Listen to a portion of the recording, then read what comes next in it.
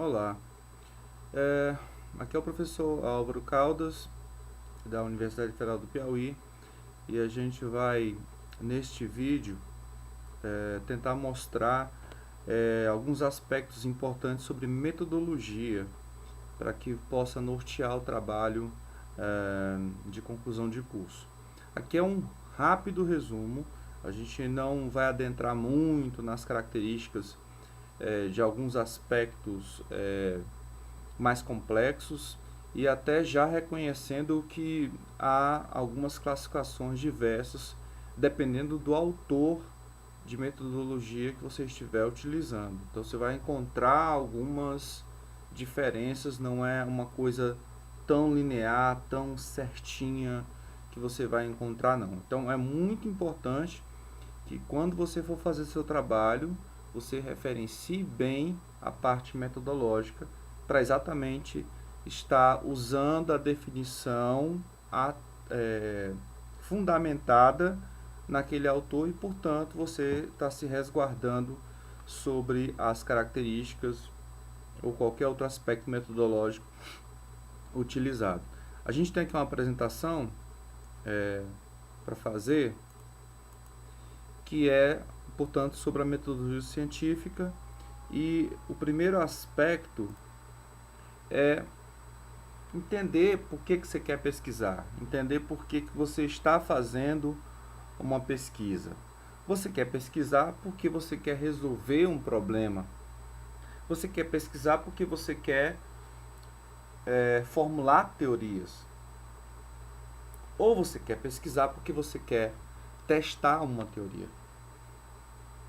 Então, existe um intuito, por vezes, de explorar, um intuito de descrever, e um intuito, às vezes, de explicar. A gente vai ver isso mais na frente. Normalmente, quando você quer resolver problemas que não estão muito referendados, você tem aí um vazio na discussão acadêmica e você precisa procurar alguma coisa que tem alguma relação com o fenômeno estudado. Aqui vamos nos abster de qualquer filosofia mais aprofundada, que esse não é o intuito, tá? É importante que o pesquisador tenha uma postura autocrítica. Por quê? Porque ele precisa entender que determinados aspectos da sua pesquisa podem ser depois questionados. Então é importante que ele seja a pessoa que mais vai criticar o trabalho dele, para evitar problemas mais na frente, principalmente quando você quer apresentar teu trabalho para alguma banca. Existem considerações epistemológicas que estão relacionadas até um aspecto um pouco complexo, mas entenda que é no fringir dos ovos a validade da pesquisa. Quer dizer, verificar empiricamente, examinar empiricamente se os resultados dessa tua pesquisa ela tem alguma confirmação utilizando a mesma metodologia por outro cientista, por outro pesquisador.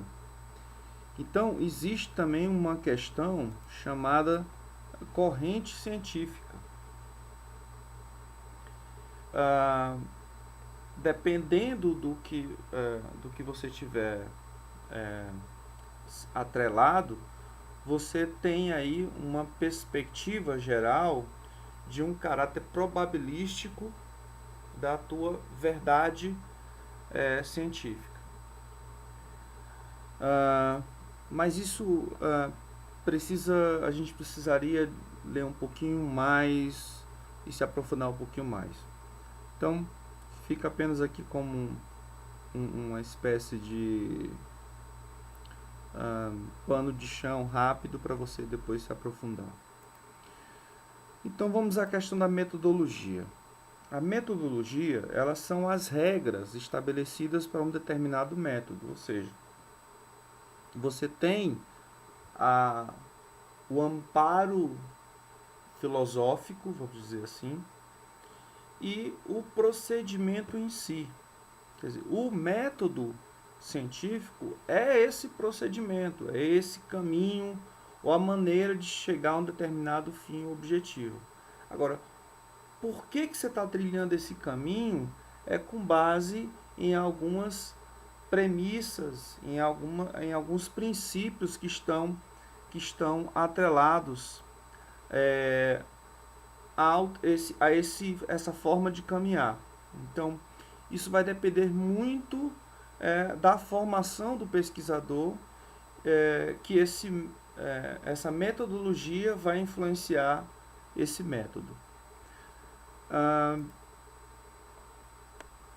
Sobre elementos do método científico, você vai ter um objetivo do estudo, que é a meta.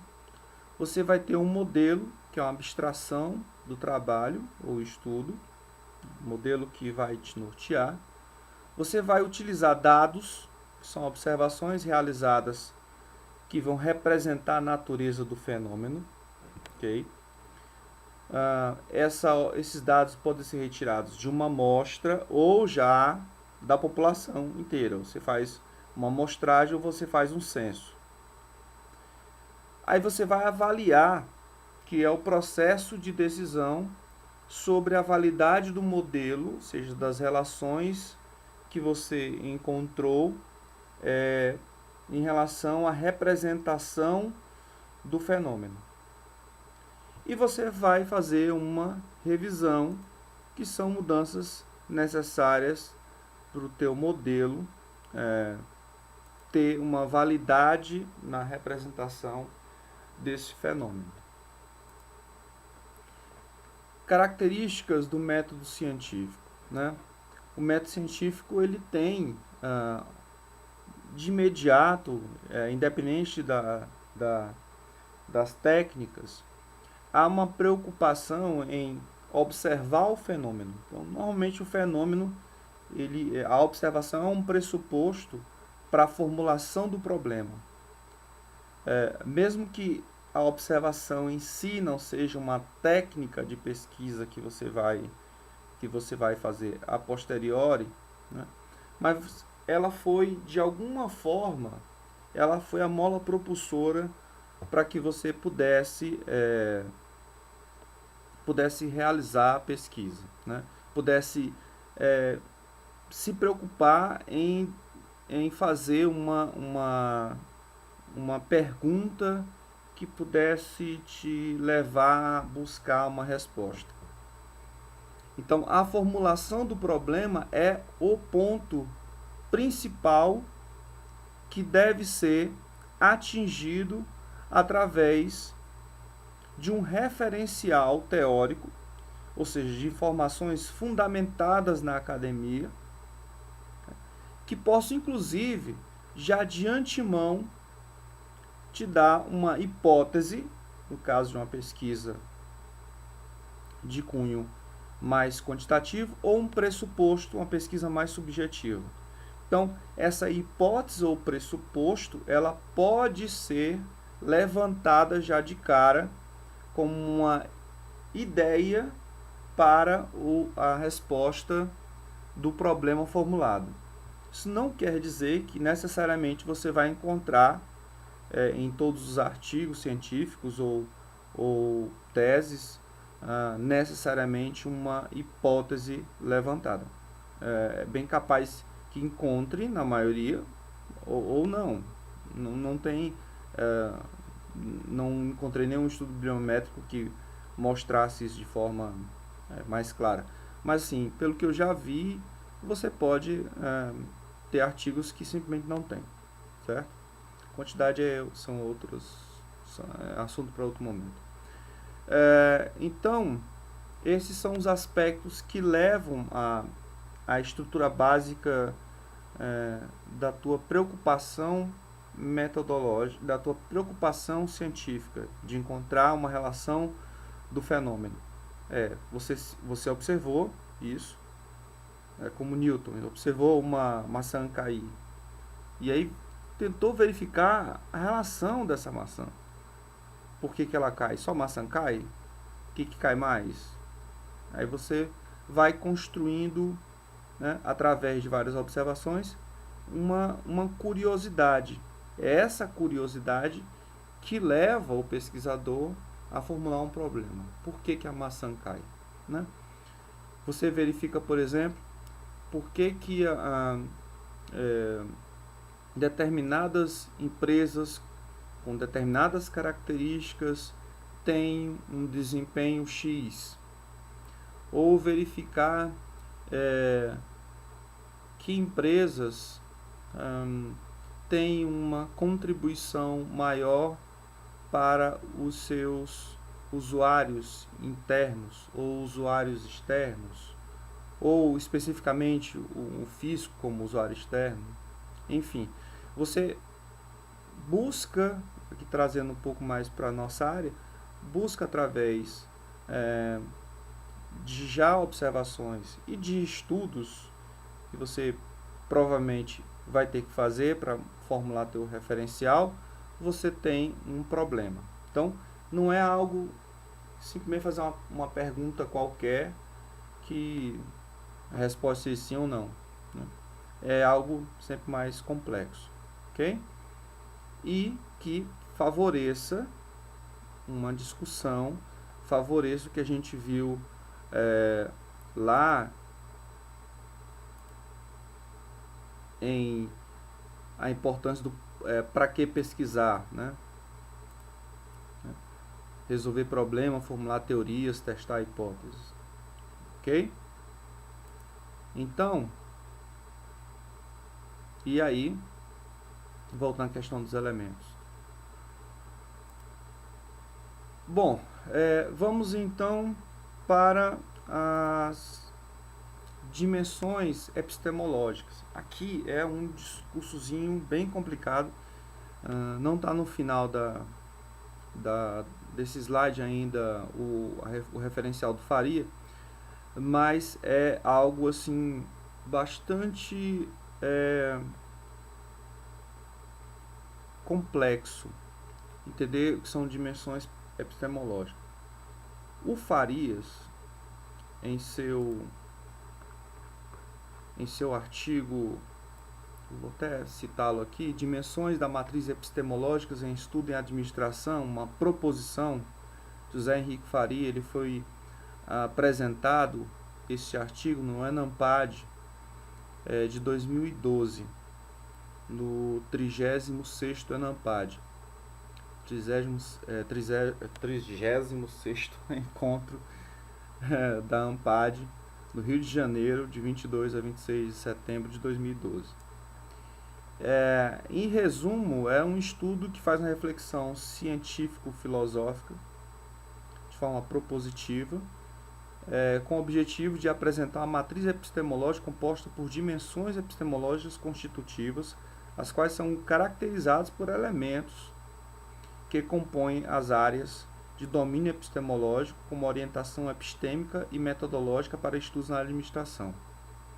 Espera o autor, com isso, oferecer uma visão de conjunto de formas diversas com o conhecimento científico em estudos em administração, como ele é produzido, opondo-se ao mito de uma única e verdadeira forma de produção de saber, que seria basicamente o positivismo. E aí, quando ele chega num primeiro momento sobre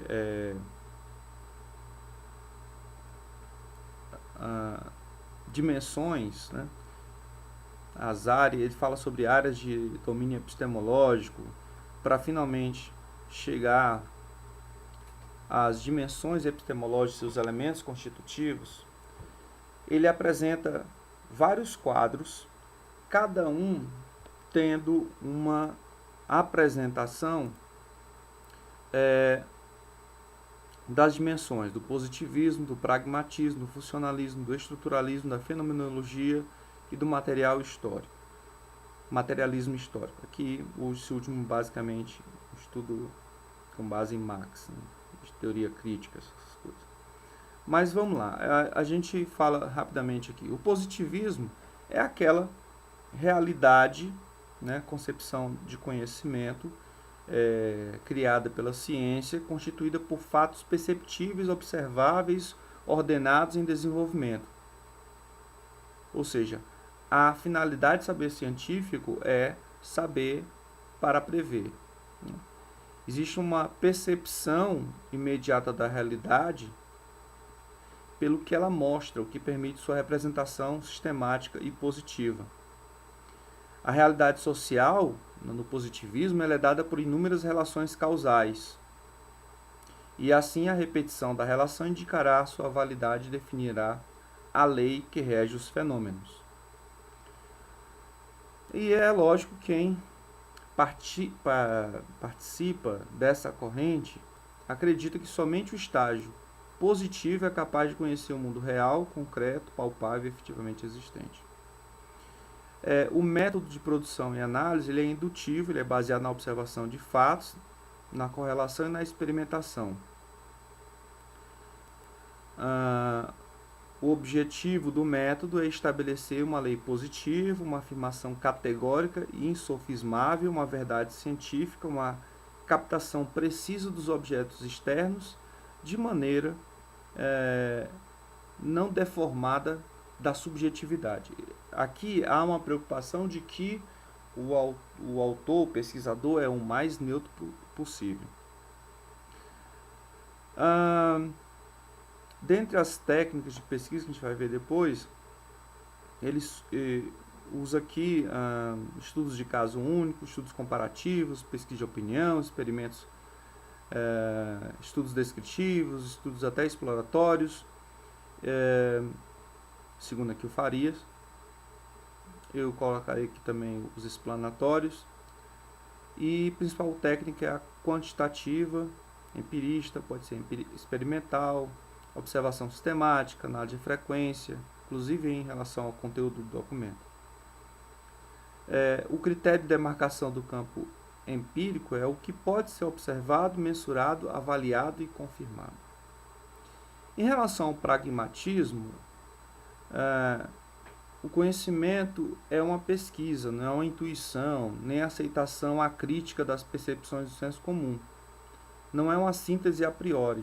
Então, sua obtenção ela se dá em 3 momentos que constituem as características do fenômeno. O domínio do sentir, que é a presença possível do fato, o fato bruto e o aspecto inteligível da realidade.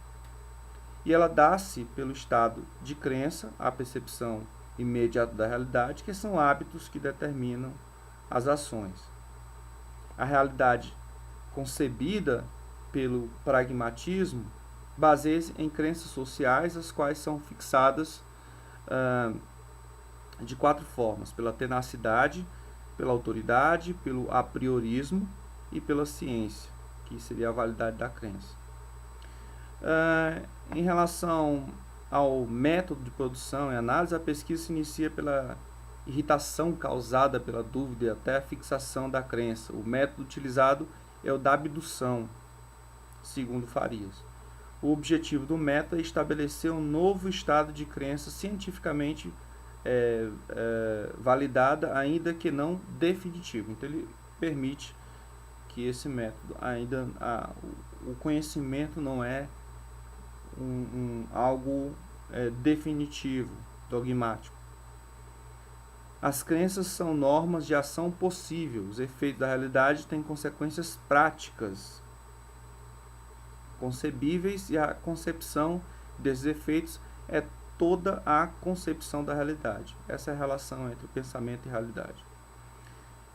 Pulando aqui rapidamente os quadros, ele fala sobre as técnicas de pesquisa. Normalmente são os estudos de caso que possam ser verificados, que tenham capacidade de ser operados, e empirismo como método. Todas as técnicas que permitam alcançar clareza de ideias sobre o objeto da hipótese, ou seja, a concepção do objeto que tenha significado positivo, consequência, e que possa ser resumido em esquemas conceituais e verificação, são as principais técnicas de coleta, análise e tratamento de dados. O critério de demarcação é o caráter social de todo aspecto da experiência humana. O terceiro funcionalismo, ele tem a concepção do conhecimento sobre qualquer elemento do sistema social, vai depender de se saber a maneira que este elemento se relaciona com outros elementos do mesmo sistema social e com o sistema social como um todo.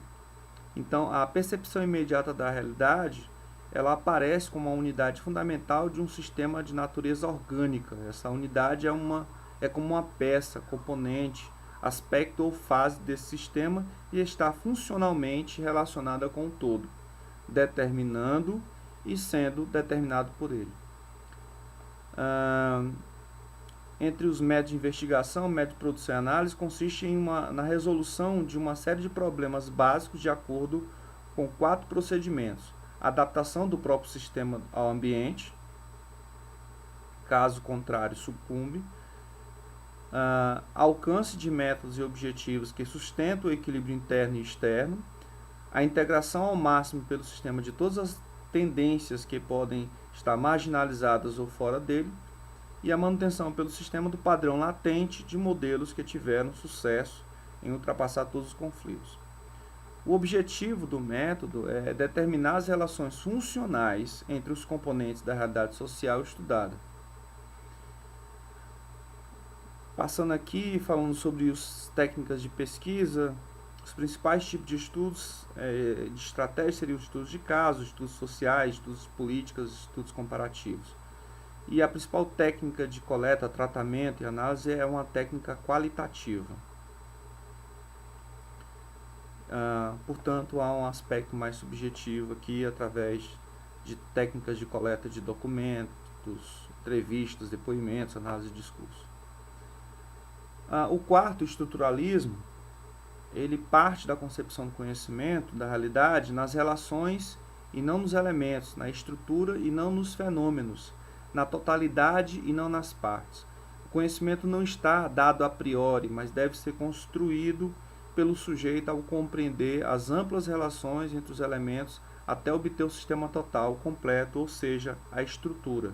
A realidade não possui condicionantes históricos. A estrutura é um sistema relacional ou um conjunto de sistemas relacionais.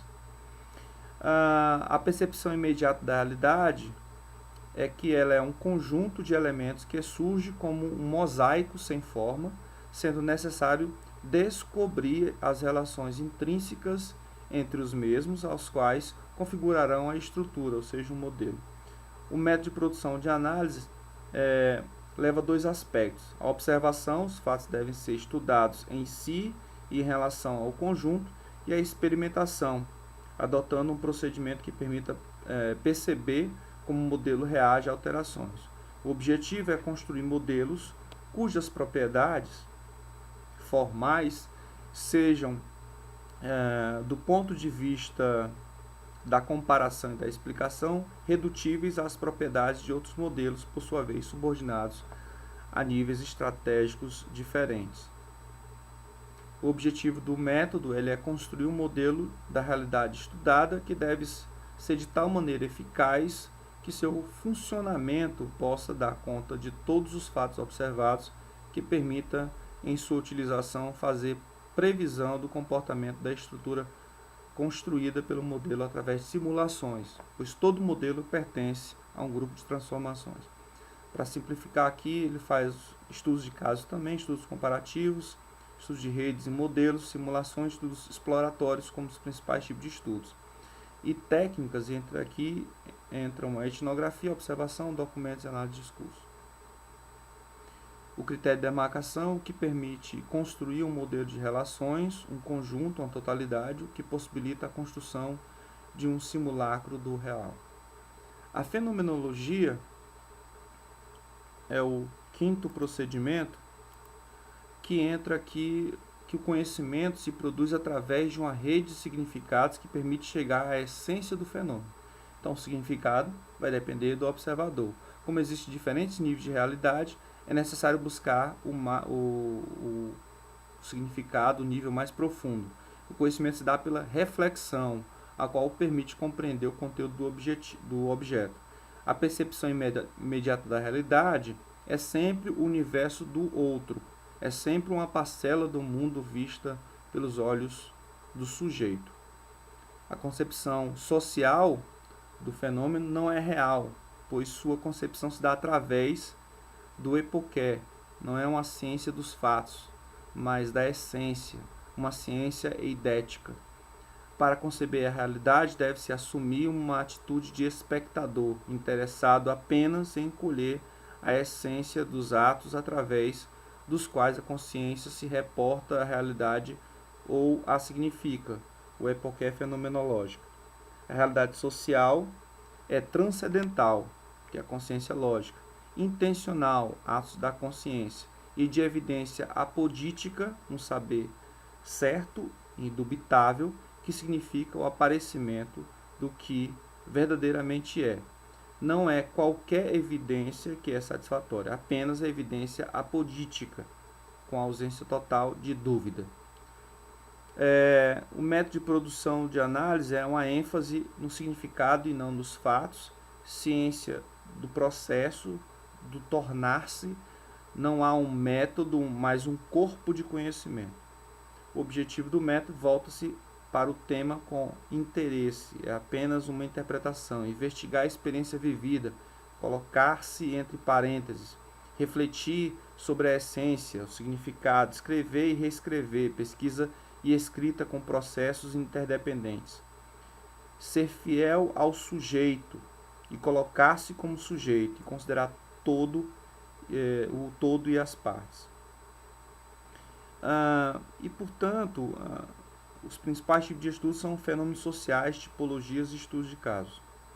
Então, normalmente as técnicas são de cunho qualitativo, análise de discurso, da fala, do texto, da imagem, hermenêutica, interpretação. E o critério de demarcação do campo empírico constitui uma experiência vivida, uma evidência singular ou coletiva da qual se possa extrair a essência.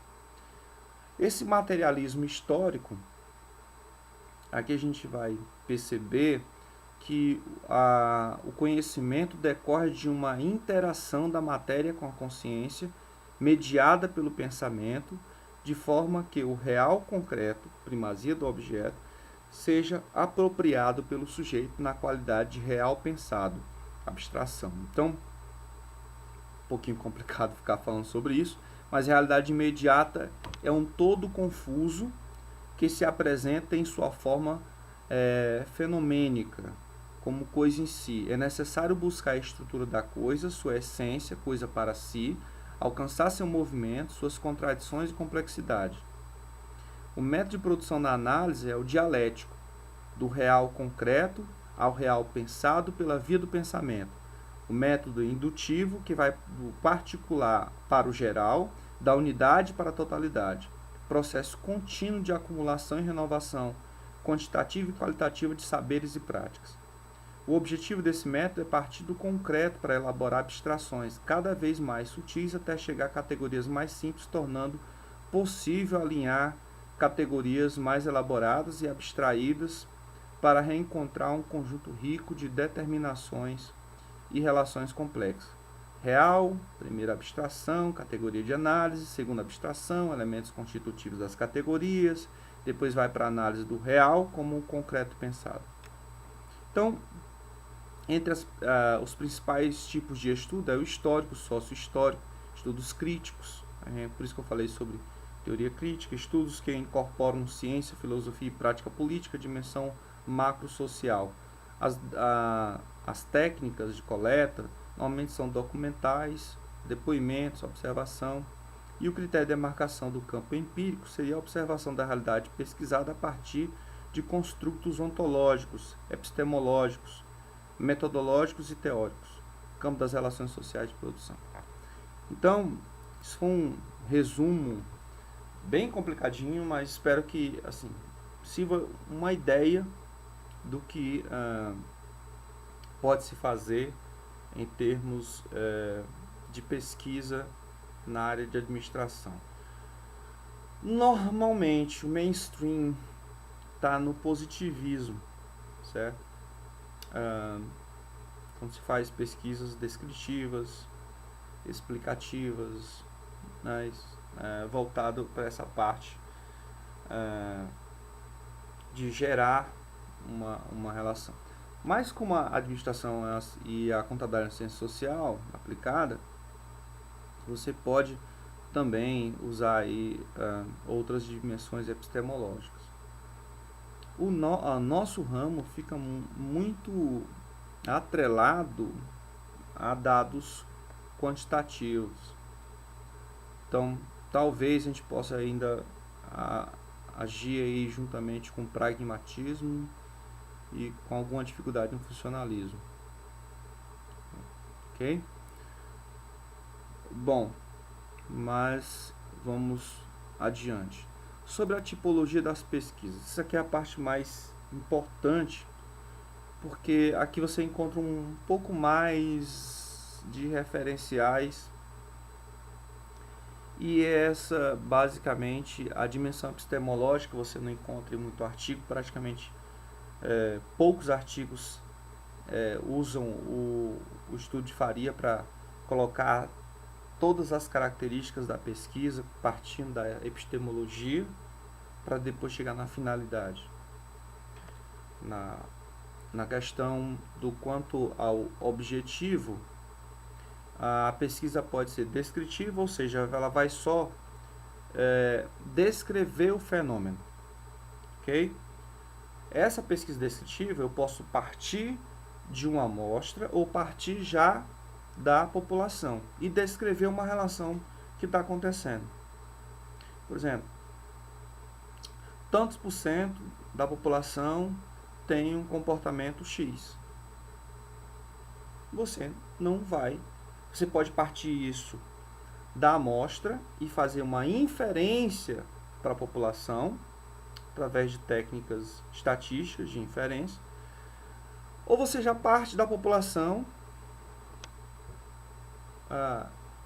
e já diz isso, tá? Você também pode, em algumas situações que você não dá para fazer inferência, você diz, olha, com essa amostra funciona dessa forma. Você tem uma amostra aí, no caso, não probabilística. Então você vai dizer que aconteceu daquela maneira, mas não tem possibilidade de dizer que vai acontecer isso com outra, com a população como um todo, né? Ela pode ser exploratória. Exploratória quando ela não tem uma base, enquanto que a descritiva. Você tem uma teoria que fundamenta a descrever o teu fenômeno e você basicamente replica para saber se vai acontecer aqui. Você pode fazer pesquisas em que você replica uma metodologia, aconteceu lá, e você replica aqui, para saber se está descrevendo, se o fenômeno se descreve da mesma forma. Mas existe uma teoria, né, que relaciona o teu comportamento do fenômeno, ok? A descrição desse fenômeno. A exploratória não tem isso. A exploratória você está entrando num túnel onde você vai procurar uma luz. E, portanto, eu posso até começar com a pesquisa exploratória e depois fazer uma pesquisa explanatória, explicativa. Eu posso fazer em momentos diferentes vários tipos de pesquisa quanto ao objetivo, ok? Não é que eu faça a pesquisa descritiva, tem que ser descritiva do começo ao fim. Eu posso começá-la descritiva e vi um problema que não tem muita fundamentação teórica, eu faço uma exploratória. Ou o contrário, eu tenho uma exploratória e tem uma parte dessa exploratória que eu consigo já ter uma parte dessa explicação da exploratória, do comportamento dessa exploratória, pode ter uma relação com uma teoria, tá? Que você vai só encontrar depois. A explicativa, ela já tem uma possibilidade de explicar o fenômeno. Olha, X% da população se comporta dessa forma porque acontece esse fato, e esse fato influencia nesse outro fato. Então, há a relação de causa e efeito que você vai confirmar, né, através de uma teoria, ok? Enquanto que na descritiva você confirma uma teoria para descrever, aqui você usa uma teoria para relacionar causa e efeito. E você pode ter uma pesquisa mista, como eu falei, você pode ter ora descritiva, uma parte exploratória, ou uma parte exploratória, uma parte explicativa, uma parte explanatória, uma parte descritiva, e a ordem em si não é necessariamente primeiro descritivo exploratório ou exploratório descritivo. Isso vai depender muito das características da pesquisa, do objetivo da pesquisa, do problema da pesquisa, ok? Quanto à abordagem, alguns autores botam paradigma, e alguns colocam também natureza. A pesquisa pode partir de dados quantitativos e trabalhar esses dados quantitativamente, ou seja, através de estatísticas, tá? Essa estatística ela pode ser descritiva, ela pode ser probabilística, ela pode ser inferencial, não importa. Você está fazendo uma pesquisa quantitativa quando você utiliza de dados que podem ter um tratamento estatístico, seja do mais simples ao mais complexo. A pesquisa qualitativa é uma pesquisa que necessita de análises e técnicas de cunho qualitativo.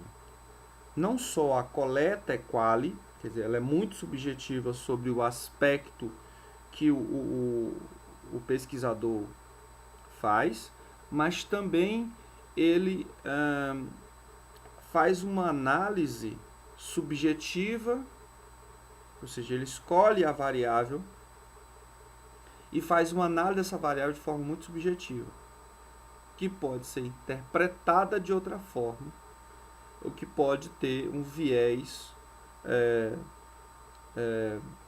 apresentado, mas declaradamente apresentado detalhadamente, tá? E a pesquisa mista, ou quali-quant, como alguns gostam de colocar, é uma pesquisa que tem uma parte dela é quant e outra parte dela é quali. Aí é o mesmo caso. Mas entender uma pesquisa qualitativa, ela é muito complexa. É uma pesquisa que tem um cunho muito subjetivo e usa inclusive de técnicas sociológicas ou psicológicas, tá? Okay? Eu, por exemplo, não me aventuro a fazer uma pesquisa qualitativa, porque é bastante complicado, ok? A gente vai mostrar aqui rapidamente algumas dessas técnicas que podem ajudar a pesquisa qualitativa. Aí, bom, eu sei que eu vou fazer um tratamento, mas qual seria a minha estratégia? Ou seja, que pesquisas eu posso fazer para atingir o objetivo e para atingir o objetivo fazer aquele tratamento? Eu posso fazer uma pesquisa bibliográfica. A pesquisa bibliográfica, ela praticamente não tem muita relação com quali-quant, mas ela pode te dar um fundamento. Então, porque toda pesquisa que você faz, você tem que fazer pesquisa bibliográfica, que você vai fazer um referencial teórico, né? Por mais que a pesquisa, por exemplo, seja exploratória, lá quanto ao objetivo, a finalidade, ainda assim você tenta fazer uma pesquisa bibliográfica para ver alguma analogia que você possa fazer. A pesquisa documental é aquela pesquisa em que você faz análise de documentos, né? De documentos que já teve um primeiro tratamento, como por exemplo as demonstrações, mas que você vai fazer uma interpretação em cima disso. Enquanto que a pesquisa bibliográfica, a documentação que você puxa, são opiniões formadas, a documental, mesmo que você pegue, por exemplo, um parecer de auditoria, você vai omitir procurar uma análise, melhor dizendo, que possa até favorecer uma opinião, construída a partir desse documento. Que você vai fazer uma interpretação a partir desse documento e construir uma opinião com base no referencial. A pesquisa experimental, ela é basicamente uma pesquisa de laboratório, vamos dizer assim. Você faz um experimento controlado e em relação a essa possibilidade de controle ou não tão controle, você tem uma pesquisa quase experimental. Você pode fazer um levantamento que através, por exemplo, do uso de informações em uma amplitude maior, certo? Por exemplo, você pode fazer um questionário com 1.200 sujeitos, por exemplo. Então, você está fazendo um levantamento de dados de uma região ou, enfim, de um ramo de atividade, ok? O estudo de caso, ele é um estudo mais aprofundado. Então, aqui já se coloca uma estratégia, embora alguns autores possam utilizá-la e possam pensá-la como uma técnica de coleta, ela como estratégia, ela está muito vinculada a um aspecto qualitativo, certo? Porque ela é muito mais aprofundada. É você adentrar, ao invés de estudar várias empresas, você estuda só uma e se aprofunda em todos os aspectos que o fenômeno que ocorre dentro dessa empresa pode favorecer a explicação. Então, é um aprofundamento muito maior e precisa de uma observação mais acurada, de vislumbrar aspectos que estão por trás do que simplesmente é discursado. Então, é um estudo já de cunho mais qualitativo e que, portanto, denota aí de uma certa subjetividade. A pesquisação ao contrário de uma observação, que você simplesmente olha e aponta, faz anotações. A pesquisação, o autor, o sujeito da pesquisa, ele está dentro da pesquisa, ele se inclui. É como eu, professor, falar sobre a educação dos professores de contabilidade, e eu estou me incluindo dentro dessa pesquisa. Eu também sou objeto pesquisado, vamos dizer assim. E aí existem mais estratégias, como a gente até já chegou a citar, etnográfica, né, relacionadas à questão étnica, a construção de uma teoria, a grounded theory, o discurso coletivo. A gente vai perceber que alguns dessas aí já são pesquisas de natureza subjetiva.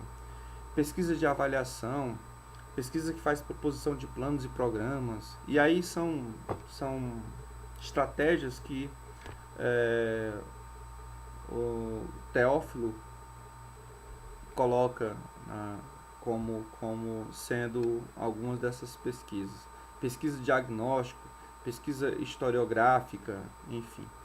Tá? E aí podem ter outras estratégias ou outras denominações de pesquisas quanto à estratégia. Em relação à técnica de coleta, bom, a gente sabe que a observação seria uma, mas é aquela observação neutra, enquanto que há a observação também participante, que é a observação você estando dentro do campo e provavelmente atuando no campo, certo?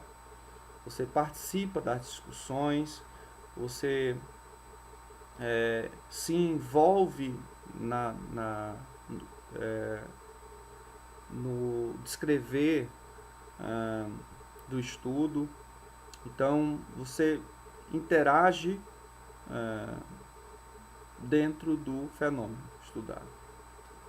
A pesquisa documental é aquela pesquisa que basicamente você vai, eu vou fazer uma análise tomando por base as demonstrações padronizadas das empresas da BMF Bovespa. Então você está fazendo uma pesquisa documental sobre estes documentos que são emanados por essas empresas e que, partindo deles, você vai fazer uma interpretação. Aí tem entrevista, que já está dizendo como é que é, né? Você pode usar aí através de filmagens, gravação, anotação. Tem a layering, tem o painel, o focus group.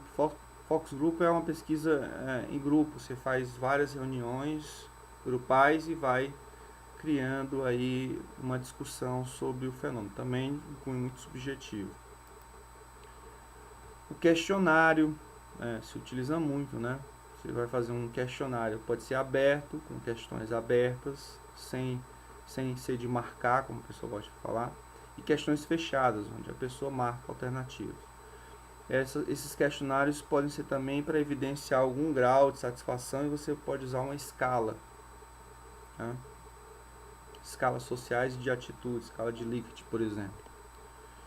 Você também pode, aí já não é muito nossa área, mas você fazer uma história oral ou história de vida. Pessoal que faz aí mais da história ou da psicologia. Análise de conteúdo, né?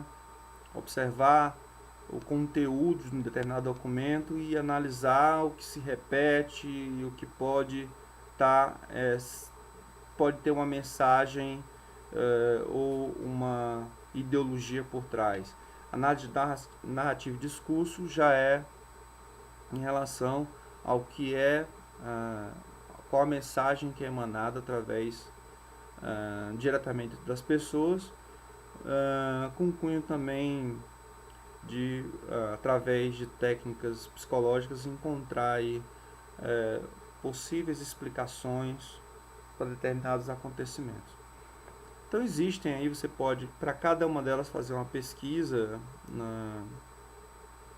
por exemplo, no www.spell.org.br e procurar dentro dos resumos algum dessas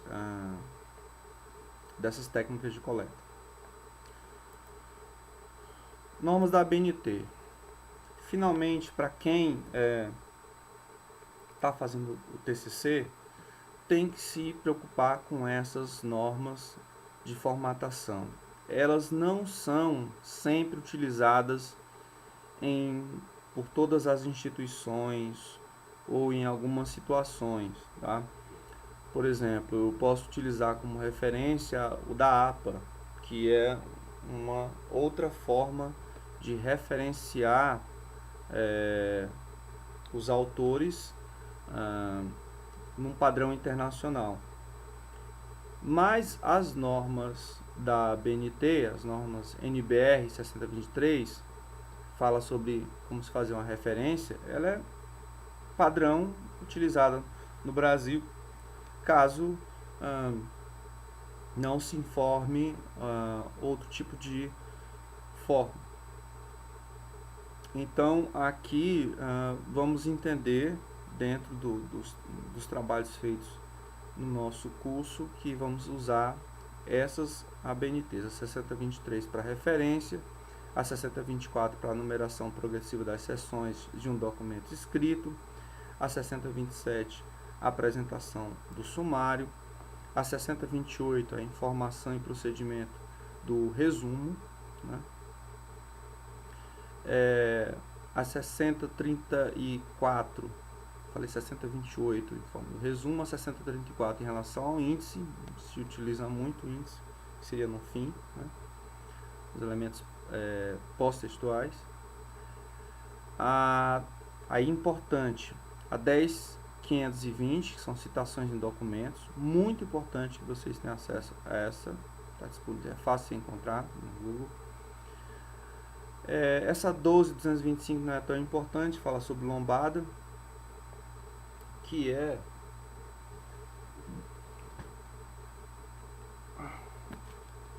basicamente o que se vai colocar aqui nessa parte aqui, ok? Aí tem a NBR 15287, que é o projeto de pesquisa. Quem está no TCC1 deve se preocupar com essa NBR. A 14724 são os trabalhos acadêmicos, que aí entra os TCCs, né? O Código de Catalogação Anglo-Americano, que é utilizado para ficha catalográfica, e as normas de apresentação tabular, que basicamente mostra como fazer uma tabela, pelo Instituto Brasileiro, o IBGE, Geografia e Estatística, né? Esse arquivo, esse documento, você encontra na internet também. Ok? A etapa da elaboração do projeto de pesquisa. Bom, para quem já fez o projeto, que é para estar no TCC já com o projeto pronto, você vai definir o tema, né, com base no fenômeno, a produção do conhecimento em pesquisa, verifica o que já foi produzido, as condições de determinação do problema, qual é o objetivo central, o objeto central do estudo, a situação que é necessitada de discussão, quais são as circunstâncias e perspectivas do tema, quais seriam as restrições no campo de atuação desse tema e qual é a compreensão do problema. Algumas possíveis hipóteses ou pressupostos. Isso vai te ajudar, com essas situações, a você definir o problema. O vídeo está ficando um pouco longo, mas vamos lá. O objetivo da pesquisa, você vai traçar o objetivo geral, que se pretende alcançar com a realização da pesquisa, né, com base no problema que você fez. E os objetivos específicos definem as etapas que devem ser cumpridas para alcançar o objetivo geral. É tão tal que, normalmente, quando você faz análise e discussão dos dados, você vai apresentar em cada item o atingimento dos objetivos específicos. E o último item seria para alcançar o objetivo geral. Ou seja, aqueles objetivos específicos, eles fortalecem a construção do objetivo geral. Mesmo que você utilize outra técnica para o objetivo geral, que seria diferente das técnicas do objetivo específico, mas que de qualquer forma te ajudam a você a consolidar o objetivo geral, ok? Quando você faz uma pesquisa você faz, ou seja, de natureza quantitativa, você faz uma hipótese. Quando ela é qualitativa, você trabalha com pressuposto. Podem ser extraídos os problemas levantados, os quais devem ser explícitos nos objetivos. Não necessariamente você pode já levantar uma hipótese ou pressuposto. Você vai encontrar muitos artigos que não tem. Os hipóteses ou pressupostos são condições, né, que informam situações claras e precisas e que precisam ter uma importância, uma contribuição teórica. Isso vai te ajudar na hora de definir variáveis. As variáveis, que seriam os aspectos, seriam levantados através dos instrumentos de coleta de dados para você chegar à solução da problemática. A justificativa, muita gente precisa entender que nesse ponto você está vendendo o teu peixe. Você está dizendo por que a tua pesquisa é importante. Ou seja, quais são os motivos de ordem teórica e prática que justificam a pesquisa. Por que deseja fazer essa pesquisa? E mais importante para o leitor, por que eu vou ler isso? Então busca a relação com o contexto social, mostra que há uma viabilidade de execução, quais são as contribuições do teu trabalho, né? E aí, quando você escolhe a abrangência do teu trabalho, você fundamenta, né? Por que a abrangência local, por que regional, por que nacional ou internacional, ok? Em relação à metodologia, ou seja, um ponto-chave da metodologia é você ter a definição da tipologia do teu plano de pesquisa, definição do universo ou população e a amostra, ou seja, quando você não faz um estudo censitário, você diz, olha, eu estou fazendo uma amostragem porque minha população é essa, e a amostra vai ser essa. Depois você vai definir as variáveis, ou seja, quais são as variáveis que serão operacionalizadas para que elas possam ser coletadas através de instrumentos de dados, que a gente viu lá as técnicas de coleta. É importante que você defina o período e a fonte dessa coleta de dados. Você vai fazer uma técnica, por exemplo, análise documental, mas de que documentos? E de que período? Então é importantíssimo você definir o período de análise. É importantíssimo você dizer de onde é que você está tirando.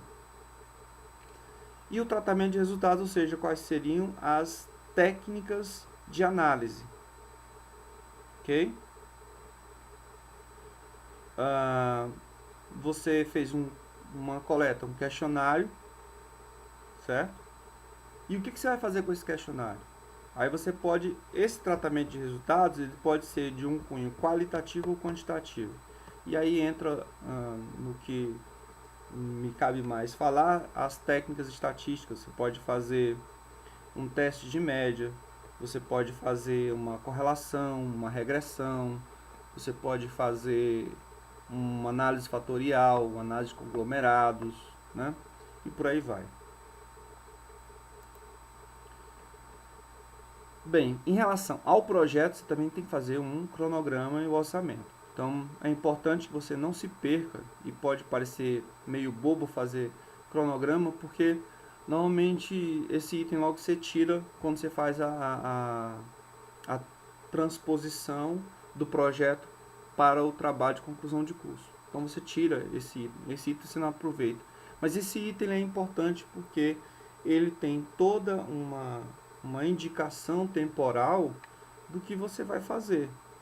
Então é importante para você que você siga ou tenta ajustar pelo menos o cronograma para que você não se perca. Você tem prazos e esses prazos devem ser cumpridos. Caso contrário, você pode ter problemas na hora de concluir o trabalho e, portanto, apresentar o trabalho ou publicá-lo a tempo em relação a alguma revista ou divulgar em algum evento, tá?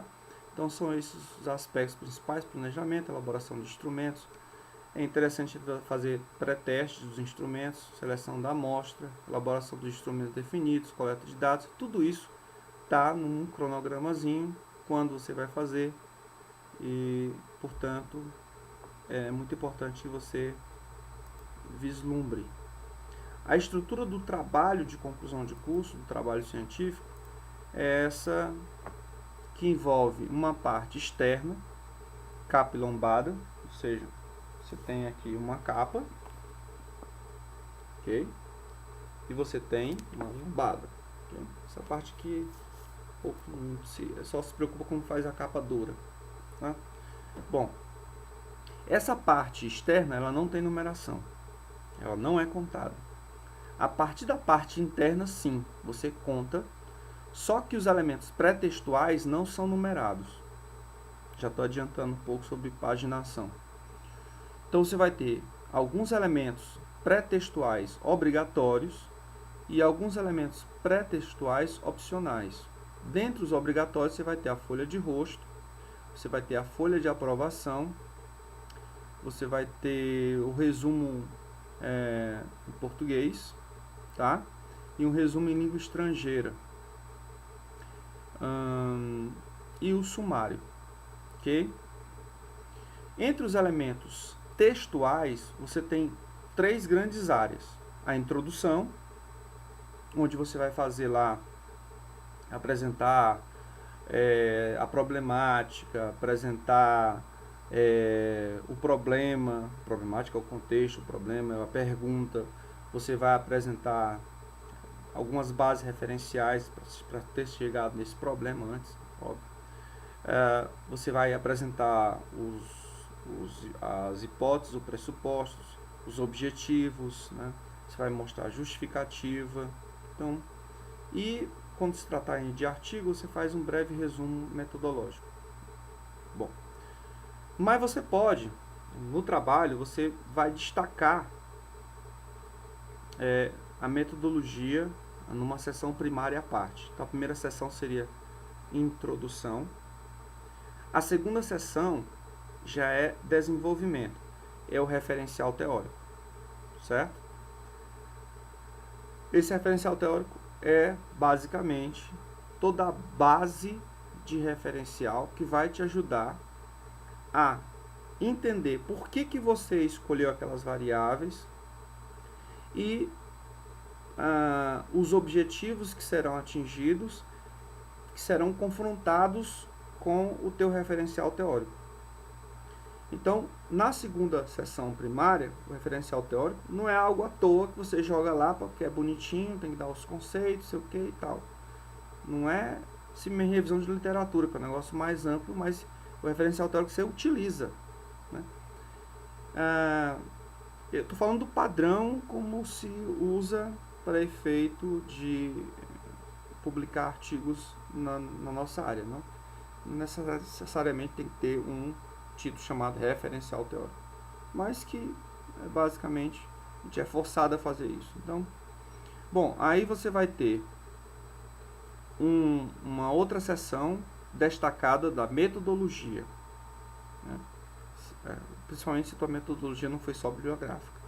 Se você fez mais o que, você vai botar as características da pesquisa, você vai colocar a população e a amostra, você vai botar como é que foi a coleta de dados, quais são os instrumentos, a fonte, né? E o tratamento de dados, e até aspecto de validade de pesquisa, ok?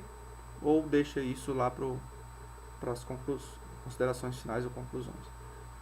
Aí você vai ter, logo a seguir, você teve a introdução, primeira sessão primária, referencial teórico, segunda sessão primária, você vai ter metodologia, terceira sessão primária, aí você vai ter, depois da metodologia, a quarta sessão primária, que é a análise e discussão dos dados.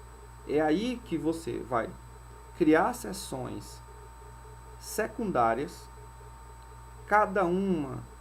A primeira pode ser de uma forma geral, os principais aspectos observados durante a coleta e tal, e ter uma parte de estatísticas descritivas, mas você vai recair pelo menos em alguns aspectos que vai tentar atingir os objetivos. Então vai ter uma seção secundária dentro de análise e discussão de dados que vai falar sobre o primeiro objetivo específico. Uma outra seção secundária que vai falar do atingimento do segundo objetivo específico. Bom, e assim por diante, caso tenha mais de dois. E aí você chega na seção secundária, dentro da análise e discussão de dados, que vai falar sobre o atingimento do objetivo geral. E em todas essas sessões, você vai ficar conversando com o referencial teórico que você fundamentou na tua segunda sessão primária. Então você simplesmente não é dizer, aconteceu isso, isso, isso, e daí? Aconteceu isso, há uma relação, um comportamento comparativo, você vai fazer comparações, dependendo da natureza da tua pesquisa, você pode mostrar a explicação, qual foi a causa disso, que provavelmente pode ter uma influência, né? Enfim. Então você vai citar trabalhos de outros autores que vai corroborar para as tuas observações, para as tuas interpretações e análises feitas, ok? E finalmente você chega a considerações finais, e você faz um aparato geral sobre o teu trabalho, linkando a tua introdução, né? Apresentando os principais resultados, né? Atingindo os objetivos, e mostrando problemas de limitação na pesquisa, mas também mostrando e aqui corroborando e consolidando a tua justificativa, ou seja, por que teu trabalho é importante. Você vai mostrar aspectos que corroboraram, que a tua pesquisa corroborou e que podem servir para pesquisas futuras. Inclusive, você pode fazer sugestões de pesquisas futuras. É interessante que faça, ok? Então, é mais ou menos isso, salvo eu tenha esquecido alguma coisa, sobre os elementos textuais. E os elementos pós-textuais, aí entra as referências, que é obrigatório. É o único que é obrigatório.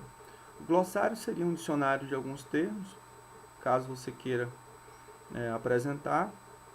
Apêndice é o que você coletou, que você construiu, e anexo é o que você, deixar mais claro, apêndice é o que você construiu, ou seja, os resultados que você, digamos, tabulou, você fez uma tabela à parte ou um ranking, você criou esse ranking, então você coloca como apêndice. Mas digamos esse ranking não é seu, esse ranking é da revista revista Exame Melhores e Maiores. Aí seria um anexo. Se você quiser utilizar esse ranking, você coloca como anexo, ok? E o índice são alguns termos que se utilizam, como se fosse um índice remissivo, né? Basicamente é isso, que foram utilizados e que você ajuda o leitor a encontrar nas páginas anteriores do seu trabalho. Bom, gente, é isso. Deu 1 hora e 6 minutos. Realmente é muito. Espero que o pessoal tenha coragem de ler, né? De ouvir, aliás, esse vídeo até o final. É isso, então, boa sorte. Se aprofundem muito na metodologia, porque eu preciso que vocês tenham isso bem desenhado para a gente não perder tempo, por exemplo, na hora de fazer a coleta de dados quando se chega no trabalho de conclusão de curso 2. No caso do nosso curso, que tem 2 momentos. O trabalho de conclusão de curso 1, que é a formulação do projeto de pesquisa, e o trabalho de conclusão de curso 2, que é o que o pessoal chama de monografia, né? Ok? Então, gente, por hoje é só. Então, até mais.